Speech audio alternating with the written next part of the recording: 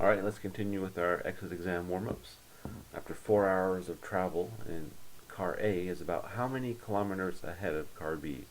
So we're going to look at this graph, and we notice car A is this top line, and car B is the bottom line. And it says how many kilometers ahead of car B. But the key thing here is that 4 hours. So we got to look at 4 hours. So this is our time down below, 4 hours. So at 4 hours, car B has gone. And so to figure out, you just look over here on the left-hand side. This will tell you the distance. And so you can see that this is 20, 40, 60, 80. So that means each line in between is going to be 10. So this is going to be about 50. And so it's just a little bit above 50. You know, probably 52, 53. And then car A at 4 hours is right here. And as you go over and look at that, that looks like that's at 80. And so you have to be careful when you're taking a test like this, because you see the 53, you see the 53 down here, and then it's like, oh, the D, 53. But you got to remember the question said, how many kilometers ahead of car B? So we want to know what's the difference between these two numbers. And so the difference between 80 and 53, to figure that out, we would just subtract. And so we end up with 27. Now, that's doing all the work. If you just look at this and you know each one is 10, so this is 10, 20, a little bit more than 20. And so of all my possible answers, the only one that makes sense is C, 27. So try 5B on your own, then come back and then try 6A. The cost of a long-distance call charged by each of two telephone companies is shown on the graph below. So we have our graph, we have our time on the bottom, our minutes, and the cost on the left.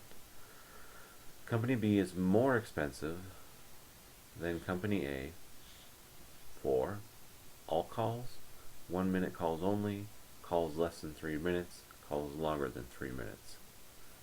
So it's a good idea as you read a multiple choice question to look at the answers and use the possible answers to help guide you through the question. So Company B is this line. Company A is here. And so as we look at the graph, if I have a call for 1 minute, it costs me 25 cents for Company A. If I have a call for 1 minute, Company B costs me 75 cents. So right now Company B is more expensive, the line's above it.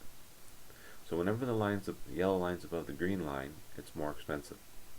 Here, where the two lines cross, that's where they are the same price. And then here, now that the green line's above it, now Company A is more expensive.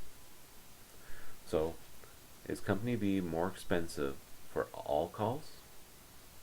And we just showed that's not true because the line here is below it, so we know it's not A. A 1 minute call, 1 minute call. So that is true, B is more expensive. But see the word only? If we go to 2 minutes, you can see that B is still more expensive. So it's not B. Calls less than 3 minutes.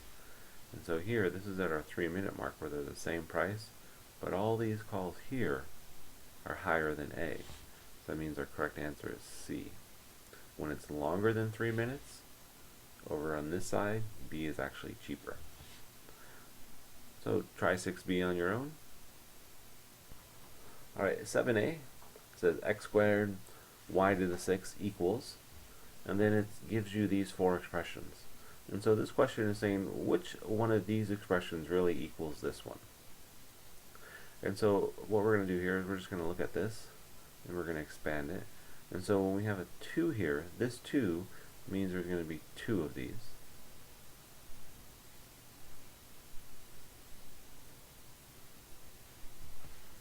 And so now, if I expand this even more, I have 1x here, and y to the 4th means I have y 4 times.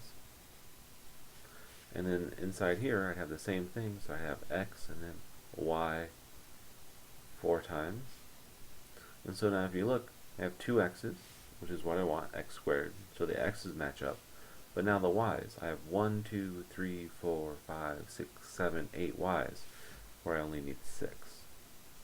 And so if you use this idea of actually expanding it, if you take x squared, that's just x times x.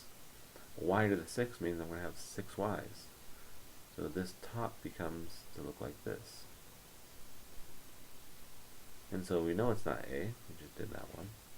So now look down here, xx, xx, that lines up, 1, 2, 3, 4, 5, 6, which is what we want. And so it would be D. The reason B doesn't work is because if you were to simplify this, you would end up with x to the 8th, y to the 8th. And here, for this one, this is just 8x, y, and I only have 1x and only 1y. So D is the correct answer. Try 7b. Show a little work, try to expand it, make it make sense to you. Alright, 8a. Which of the following is equivalent? And this is a word you'll see a lot, and equivalent just means equal to. They're the same.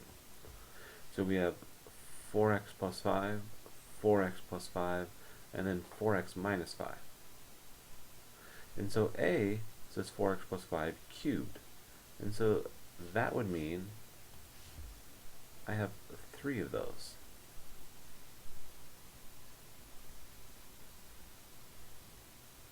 And so remember, equivalent means equal, the same. These aren't the same because this one has 1, 2, 3 of the 4x plus 5, and I only need 2. Same thing with B. B has 3, so it would be the same thing, but these would be minuses in the middle. So we know it's not B. And so our answer really comes down to C or D. And so here, you see the 2 times 4x plus 5, and 4x plus 5 squared.